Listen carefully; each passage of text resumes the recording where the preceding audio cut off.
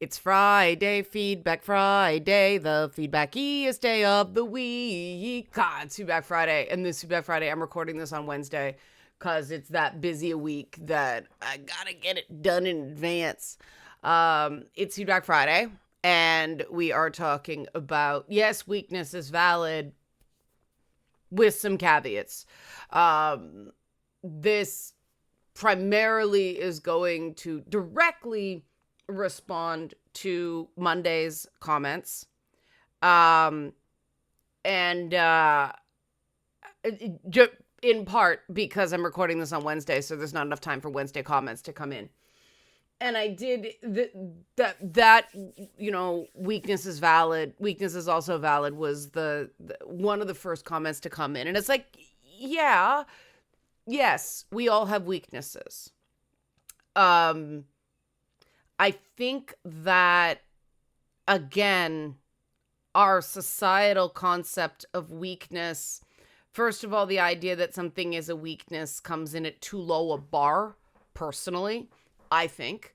Someone having a preference or someone having a different interest is not a weakness. For too long, we treated something like introversion as a weakness. The idea of neuroticism was a personality trait. And that became a bit of a thing because, first of all, it's stigmatizing trauma. Second of all, people who are neurotic may also have more attention to detail. They may catch things that other people might miss. And so dismissing certain characteristics as weakness, I think, one, is demotivating, but also it doesn't fill in the whole picture. I find the idea of, this is Jungian, but the whole shadow concept probably is a more complete thing. So we're going to talk about that. Help support this channel. Become a monthly patron, patreon.com/Leanna K, or buy a one-time Leanna Care session for someone who can use it but can't afford it, coffee.com/Leanna K. And if I seem a bit spacey this video, it's because I am in a lot of physical pain. I haven't taken any painkillers. That's not why I'm spacey. The pain is just distracting. But the idea of the Jungian shadow is that every positive quality has, a potential downside. And certain negative qualities can also have, an upside that might be harder to see, but is very much there. Someone who is very detail oriented might be too rigid. And that's the key to working with your so-called weaknesses, right? And weaknesses are not the same as sensitivities. Sensitivities are absolutely valid. They can be used to make you stronger. Whereas a weakness, there's a lot in the world right now that accuses us to go, I can't help it, I'm weak. And I got a lot of, DM feedback from women, especially women of color and non-binary people of color this week, talking about the comments I made about a lot of feminism, giving people reasons that, well, the deck is stacked against you, don't try. And I got a lot of people going, yeah, 100%, that's real. And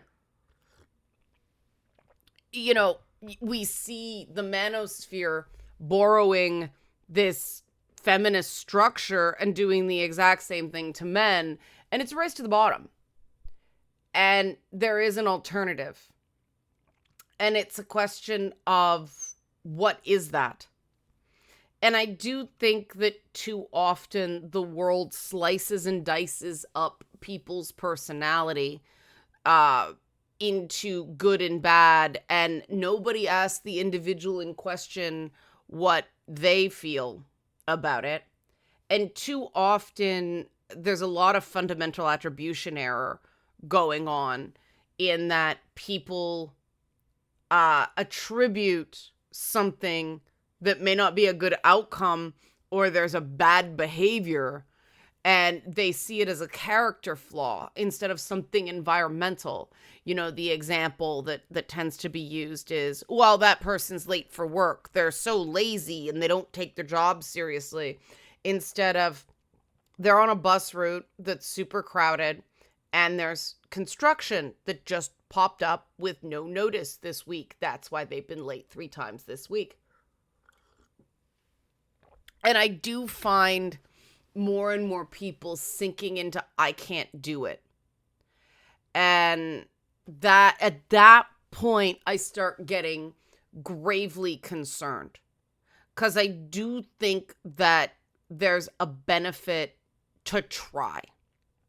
You know, trying things and discovering how hard they are gives you more respect for the people that make it. I mean, game development is a shining example of that. I don't think people who comment with regularity on games or any form of media really understand how hard it is to make anything. But games are an extra level of difficult because of that interactivity. And, you know, I may not like certain creative choices that a game makes. I respect the hell out of the ability to ship a game. And I think that in general, we're polluting our, whatever you want to call it, critique discourse with a lot of ignorance. And it's interesting how the minute you tell someone that, you know, there's a problem with their opinion, they jump to, oh, what, I'm not allowed to have an opinion? It's like, that's a bizarre response to me. Someone disagreeing with your opinion is not saying you're not allowed to have one. Someone going, hey, not now, is not saying you're not allowed to have an opinion. It means, hey, maybe there's a better way of expressing yourself. And for too long, there have been these hierarchies that mean some people are allowed to just barf their opinions out on the internet and other places, and other people just have to shut up and take it. And I think that's a race to the bottom. And you see shifts in things. You see people suddenly going, fuck no. And there's this big culture war. And they never seem to get solved, because there's a fundamental problem with these things all the time, where the people who are dominant just shift instead of learning to overall share better.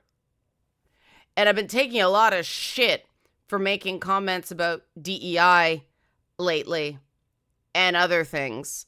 And I really do think a big part of the problem is that a lot of these arguments happen with terms that people think they understand, but actually don't.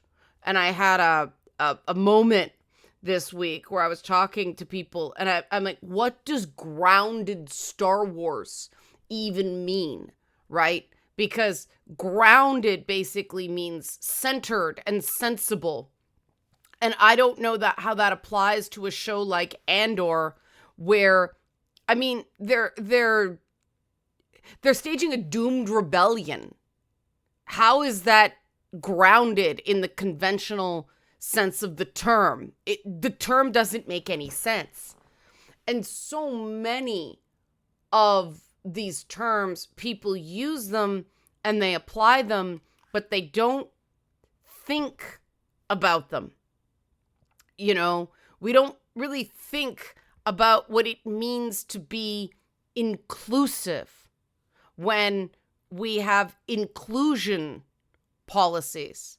And let me tell you, it's hard. It's an ongoing thing of checking in and making sure the maximum number of people are able to participate in something, and that people are judged on their behavior, the way they express their opinions, and then you get into,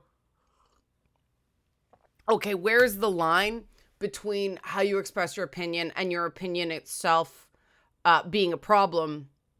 Well, it really does come down to expression, right?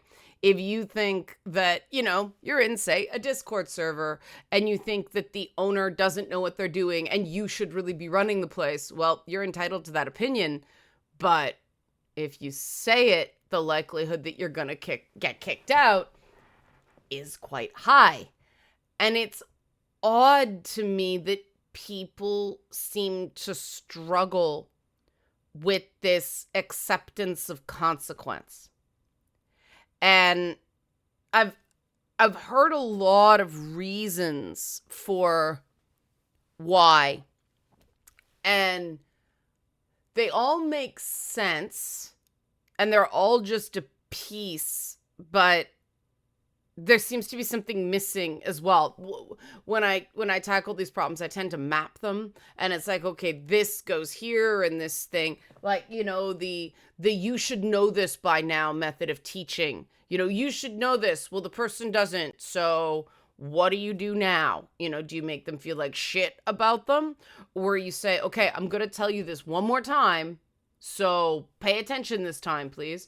And then tell them, instead of going, you should know this. Now, I do think that kind of overlaps with the reality that people get an identity of, I'm not good at this, or I can't, and they don't try. And this was hit home to me when I was a kid. Because, I was the older sister, my sister was younger, and my sister would always get me to open doors for her. Because she can't, she's too small. And one day my mother went, wait a minute, reach up to that doorknob to my sister. And sure enough, she could reach it, no problem. She was just getting me to do things for her. And that's not, and unfortunately, there was a nasty side effect of the helicopter parenting phenomenon that a lot of people don't realize how capable they actually are. There's too much. I forgot. I lost track of time. I this, I that. And it happens, right? I live in a city where the traffic is so bad that lateness happens. And, it's one thing to be occasionally late, or even if someone is very overstretched and trying to make do, frequently late. And it's another thing of expecting people to be okay with you being late. For instance, that when people are understanding of a weakness like that, and I admit, like, lateness is something I really struggle with. Part of it is I work with a lot of people with ADHD, and I still do not necessarily, I'm still learning how to judge when someone is going to go on like a 20-minute conversation about something. And I'm still learning how to interrupt without upsetting the person, right? That's just bad for what I do. If somebody's talking about something that's really important to them, I don't want to cut them off. But yeah, I get real behind.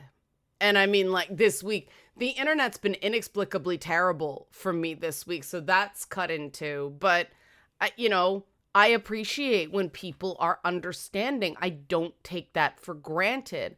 And I'm glad that they think the other elements of the service that I provide makes it, word that. If somebody does have hard outs, then we work around it. I try to schedule them earlier in the day so they're less affected by those delays. But, it happens. And I mean, I think of that when I'm at the doctor's office and they're way behind. I'd rather the doctor take that extra 5 minutes with a patient who needs it than be like dead on time for my appointment. But, something like if I had to go to the airport, if I was driving someone to the airport, yeah, you have to be on time, right? There are just certain things that, and I am working on leaving more time between things. I am still not great at recognizing just how much certain physical issues I have are slowing me down. And it's been hard this week because it's smacked me in the face with, old glasses. I wish I had a second pair of glasses, but in terms of the things I have to pay for, they're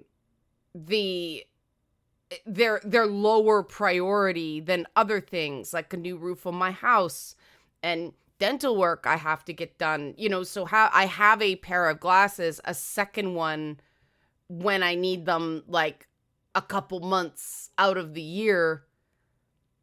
Yes, ideally I would have a backup pair. Realistically, they are a much lower priority than other things. And I wish I had more money. I wish I had more time. I don't. And I'm really, really struggling lately with the realities of physical limitations. I am really hitting my threshold regarding lack of sleep. I am really hitting pain thresholds a lot lately. I've been having issues where every so often my motor control drifts.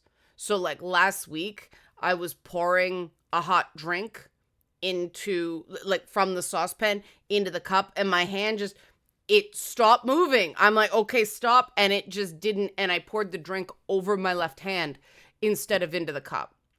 And those are really frustrating moments. And yeah, that's a weakness.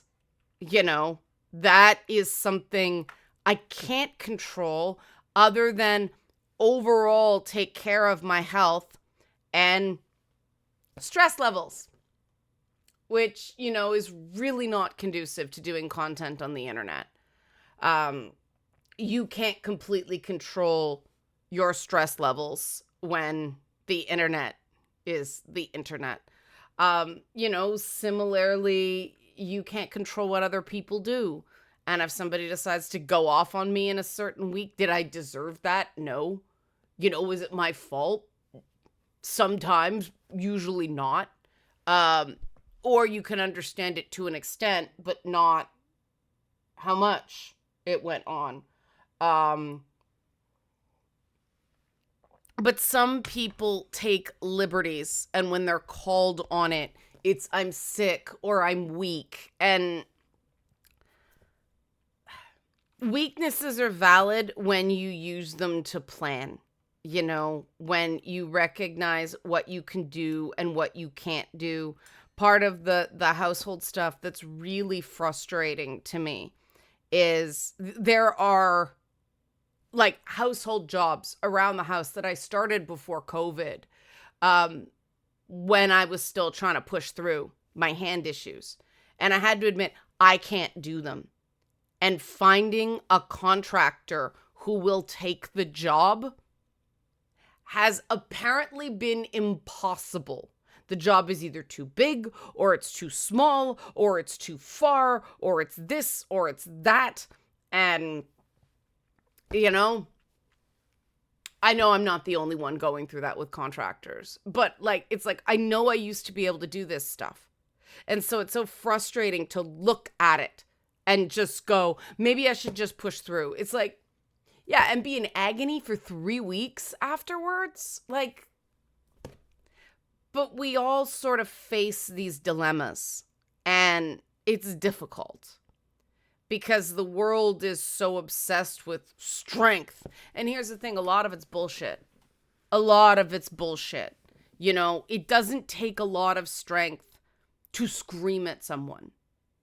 It takes more strength to go, I feel like screaming.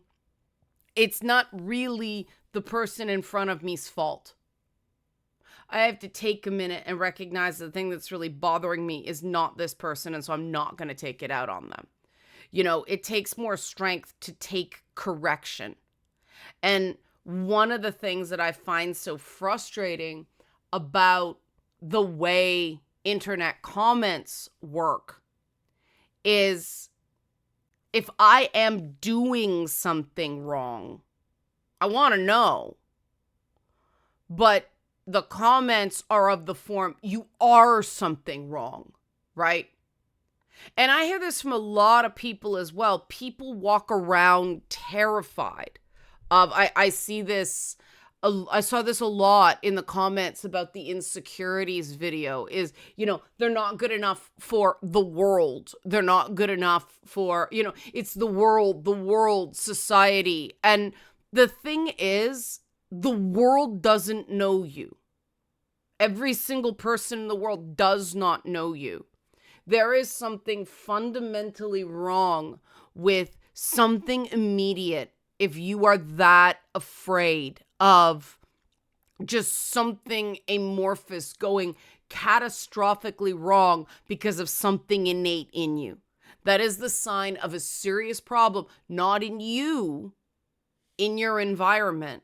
This is something I had to learn. And so when people just, I mean, one person, I think it was a troll, but accused me of internalized misogyny because I do manly Mondays. What about womanly Mondays? First of all, that's a shit name. Second of all, I used to do women's issues, and there are so many people doing women's issues on the internet right now. It has to be a really special project for me to get involved. That feels very much in hand. The men and boys stuff, I admit, I'm really, really questioning whether I'm contributing anything of use in that space. It just seems to be epic bullshit of late. But, you know, it's something to think about. But I do see the reporting on men and boys falling behind. And I look at the data and, you know, you'd expect to see a downward curve with falling behind. And that's not what you see. You see single percentile losses sometimes, right? Which, you know, depending on the margin of error of the survey, you know, 4 points, that can just be a statistical error. And sure, okay, trend lines going down, but it's a very modest decline. That's hardly falling behind, right? The problem is more, there have been issues affecting men's, a lot of things, self-image, sense of belonging, the right to feel safe, that have existed at least since World War I. Definitely since World War II. As early as 1946, they knew there was an intergenerational trauma problem. And the solution, they said at the time, was to destigmatize mental health, destigmatize, you know, physical injuries and illness and whatnot. But because of Cold War propaganda, they did the opposite. They focused on the strong man being the center of society, and they knew what that would do. And that's not men falling behind. That's things having been shit in that way for men for quite a while. And it doesn't affect all men equally because, you know, obviously trauma doesn't affect everyone the same way. And if you were raised in a loving, supportive environment, you're going to have a very different experience than if you were raised by an alcoholic father who beat you, right? And I think like cycle breaking is something that would help talking about, but also creating environments where the behavior that is going to help you be happier is centered and encouraged. And you might think that sounds pretty simple, and it is, but it's not easy. And the sense of you don't matter, you are here to be a disposable cog, that, yes, a lot of children get, but boys get a particular version of it. You know, boys, their young mental health problems younger in life tend to be treated as behavior problems, which are solved with strict discipline, instead of, okay, there has to be a consequence for bad behavior, but what's going on, right? Why did you do that? And I do think that, I mean, if somebody goes, I don't know, or because you made me, or something like that, that's not very useful. But, you know, if a boy's got so much pain inside him and the only way he knows how to express that is to act out, well, give him alternatives, right?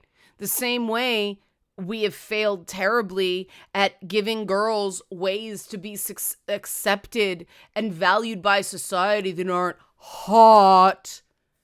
And that is a real problem, because that shit don't last. And it's, people keep talking about the problems. I read these articles about social media use, about, you know, the mental health epidemic in teens, the you know, persistently high suicide rate among men, like completed suicides among young men. Women attempt more, but men complete more in the teens and early 20s. And then you've got that blip with men in the 50s as well. We talk about these problems because you get backpats all around for talking about the problems. But the minute you start suggesting solutions, you become the most unpopular fucking person in the room. And that's the shit that has to stop. Because we can't say we care. We can't say we care about these issues and then not take steps to try to solve the problem. They're all going to be imperfect. They're all going to be flawed. They're all going to have weaknesses. But you know what? We try something. We see what about it works and what about it doesn't, and we refine it. This burn it all down and start from scratch mentality does not work. It has never worked. Again, the French Revolution tried to burn it all down for the best of reasons, and they ended up with Napoleon. And burn it all down seems exciting. It's vengeful. It makes us feel powerful, and it doesn't work. I can't think of a single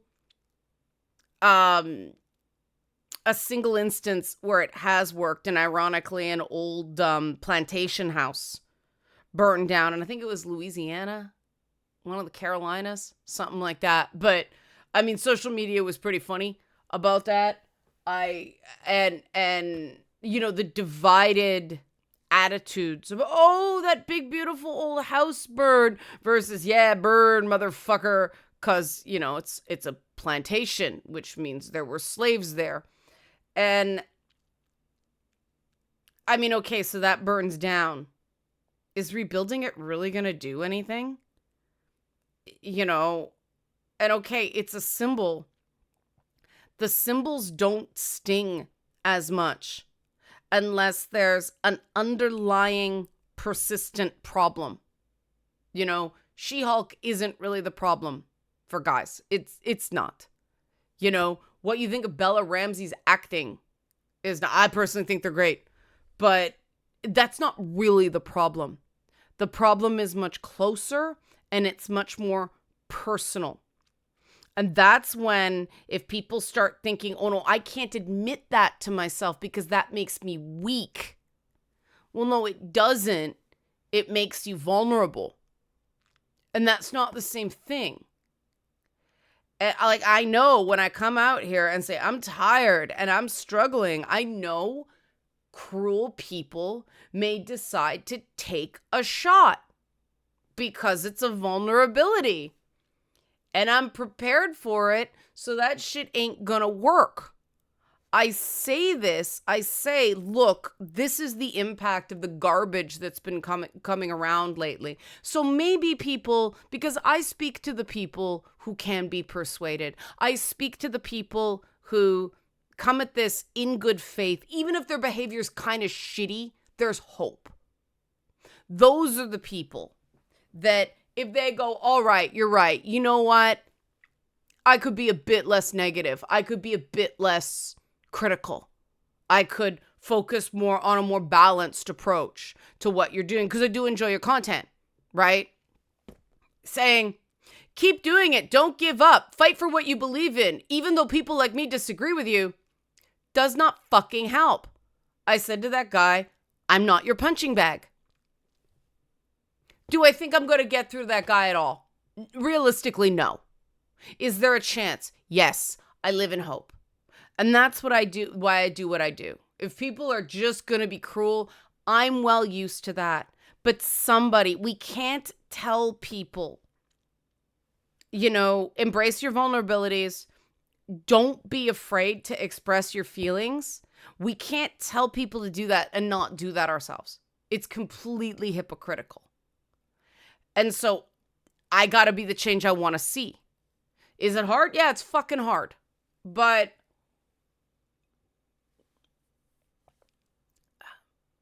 if we all put in a bit of effort, we're going to get a lot more progress than if some people are throwing a ton of time, money, blood, sweat, and tears into it, and other people are just sitting on the sidelines taking pot shots. I have no time for people who just sit on the sidelines and criticize.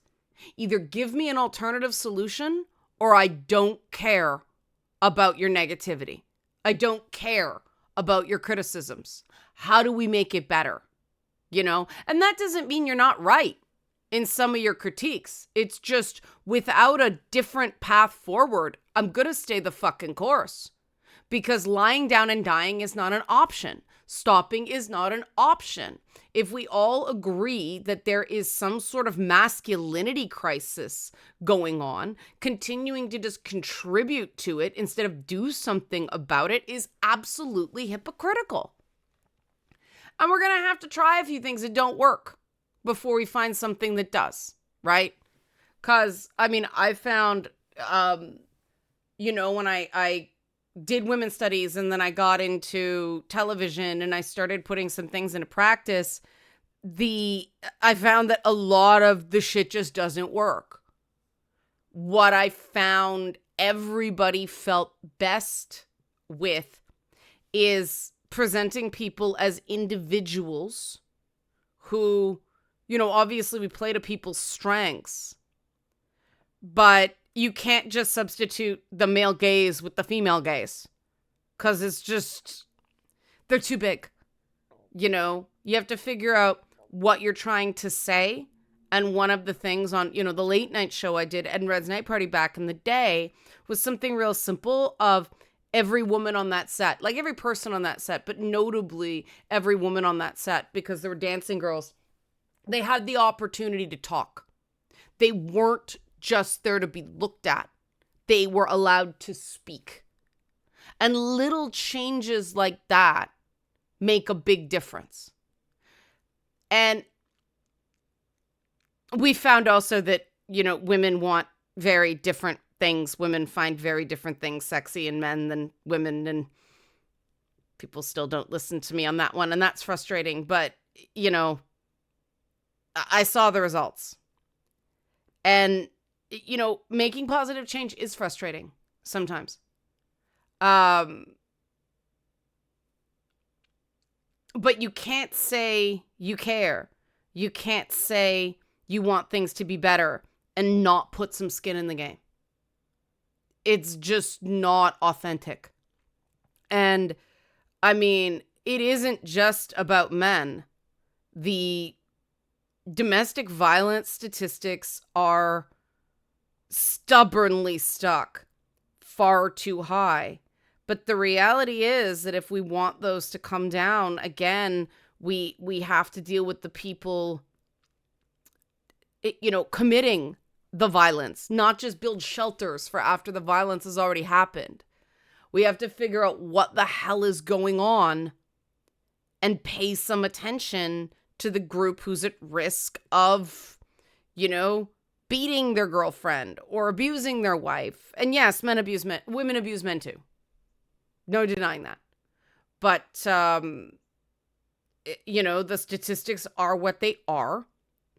And a lot of it comes down to, I no longer believe it's power and control.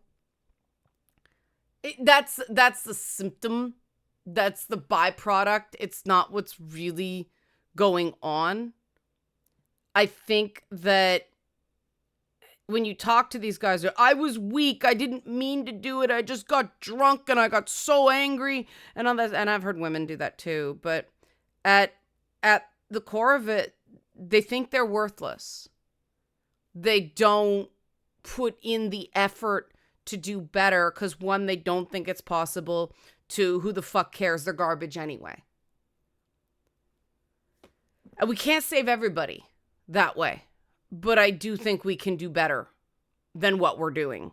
And I do think that more attention needs to be paid to men who solve problems nonviolently, from men who don't blow up, men who walk away instead of, smashing something.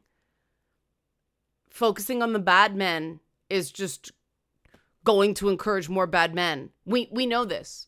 We know that if you, have a dislike, thumbs up, thumbs down on a message board, you encourage bad behavior because it's easier to get a reaction with something negative than something positive. You have to actively focus on the positive to enact positive change. So I think it's worth it. Help support this channel. Become a monthly patron, patreon.com/LeannaK, or buy a one-time Leanna Care session for someone who can use it but can't afford it. Very, very important for people dealing, because everybody's different. Everybody's issues are slightly different. Coffee.com/LeannaK. Thanks for watching and have a great weekend.